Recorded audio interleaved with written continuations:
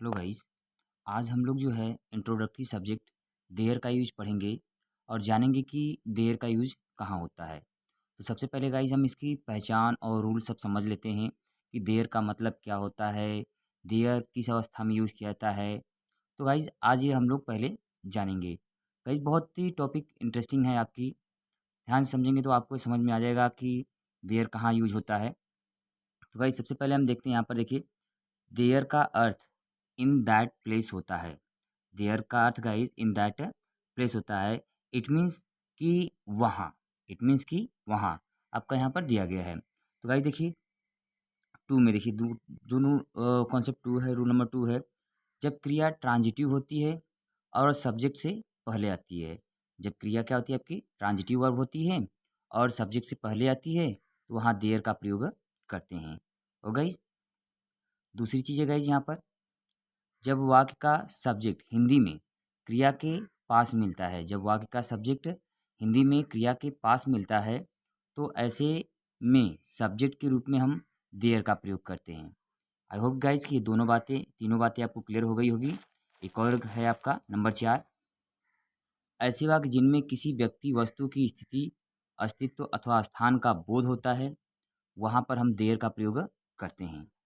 I hope कि guys ये बातें चारों आपको स्पष्ट हो गई होगी, क्लियर हो गई होगी और इससे आपको समझ में आ गया होगा कि हमारा देयर जो कहाँ यूज होता है और किस अवस्था में यूज होता है। और गाइज़ तो चलिए गाइज़ चलते हैं अब हम लोग सेंटेंस पर। तो पहला गाइज़ जो है यहाँ पर आपका अफर्मेटिव सेंटेंस। तो अफर्मेटिव से रिलेटेड कुछ पहले आपको मैंने एक सेंटेंस रखा है, उसके बाद कुछ आपको नोट्स भी मैंने नीचे लिखे हैं। तो पहले एक सेंटेंस आपको देख लेते हैं, जैसे उसके सिर के ऊपर एक तलवार है। तो उसके सिर के ऊपर एक तलवार है, तो आप कहेंगे there is a sword, there is a sword over his head. I hope guys कि यहाँ पर आप ये समझ में आ गया होगा कि ये सेंटेंस आपका किस हिसाब से बना है। तो गाइस अब आते हैं नोट में। देखिए नोट में मैंने यहाँ पर कुछ बातें लिखी हैं, पहले इसे समझ लेते हैं हम गाइस।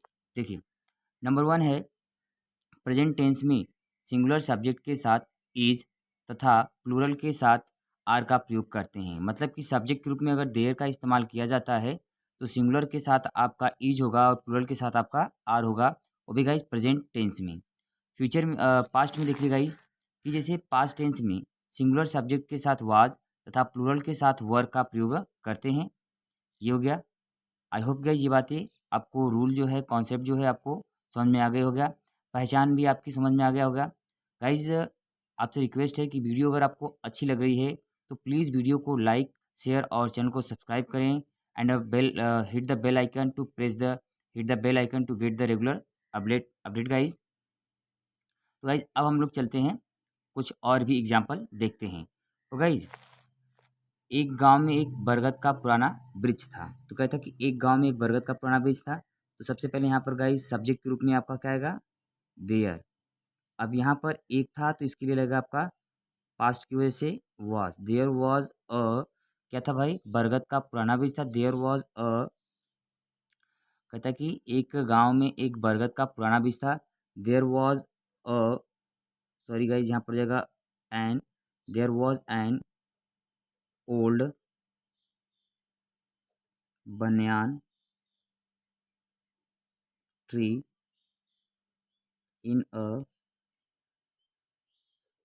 विलेज। तो गाइज नेक्स्ट है गाइज, देखिए एग्जांपल, मेरे स्कूल में 1000 विद्यार्थी हैं। तो यहाँ पर गाइज होगा आपका प्लूरल सब्जेक्ट है, इसलिए हो जाएगा देयर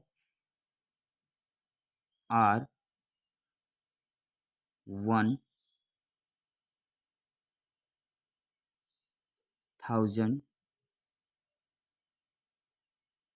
स्टूडेंट्स इन, गाइज हो जाएगा आपका my school. I hope guys कि ये बातें आपको स्पष्ट हो रही है, समझ में आ रही होगा कि किस हिसाब से आपका सेंटेंस बन रहा है। एक और एग्जांपल है, हमारे खेत में कई आम के पेड़ हैं। तो आम के पेड़ थे, तो यहाँ पर गाइज हो जाएगा आपका there were many mango trees, there were many mango trees in खेत में, माई फील्ड। और गाइस नेक्स्ट सेंटेंस है गाइस आपका, इस गांव में एक अंधा भिखारी रहता था। तो कह सकते हैं गाइस यहाँ पर there lived a blind beggar in this village. तो गाइज अब चलते हैं गाइज हम नेगेटिव सेंटेंस पर। तो गाइज देखिए, पहले से आपको बताऊं कि सब्जेक्ट आपका देर आ कैसे रहा है, यहाँ पर वाज वर या इज आर कैसे लग रहा है। तो गाइज ये जो आपका सब्जेक्ट आ रहा है लास्ट में, जो वर्ब आपका है, जैसे यहाँ पर कमरा है, चलिए इस वाले में आपको क्लियर हो जाएगा अगर डाउट होगा तो। देखिए, इस घर में 10 कमरे नहीं हैं। तो जो कमरे वर्ड है गाइज यही आपका नाउन है, और इसी नाउन के लिए आपका जो क्या होता है कि सब्जेक्ट यूज हो रहा है। गाइस जैसे देखिए आपका क्या है, इस घर में 10 कमरे हैं, तो कहेंगे आप गाइस देयर आर, क्योंकि ये कमरे जो है प्लूरल है, not 10 rooms in this house. Guys next example है आपका, स्टेशन के बाहर एक भी ऑटो रिक्शा नहीं था। तो आप कहेंगे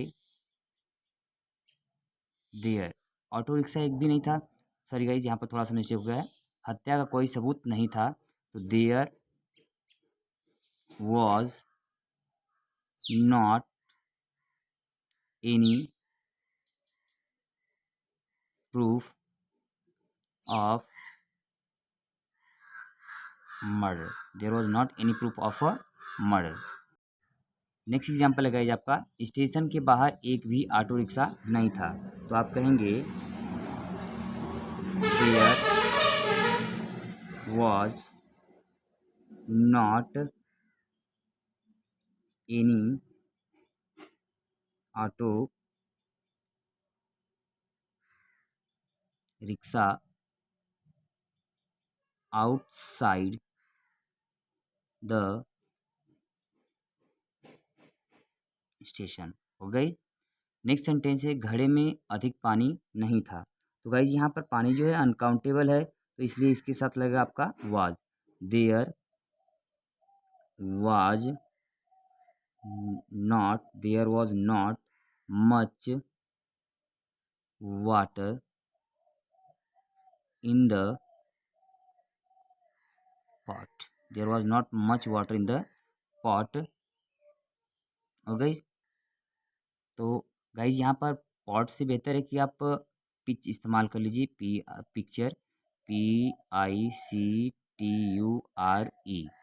और गाइज गाइज अब आते हैं हम आपके इंट्रोगेटिव सेंटेंस पर। तो गाइज इंट्रोगेटिव सेंटेंस में होता क्या है कि हम पहले वर्ब को रखेंगे और उसके बाद हम देयर का यूज़ करेंगे। क्या मेरी जेब में 5 रुपए का नोट नहीं है?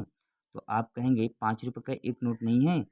आप यहाँ पर कहेंगे is there not a 5 rupee note in my pocket, question mark. हो गई।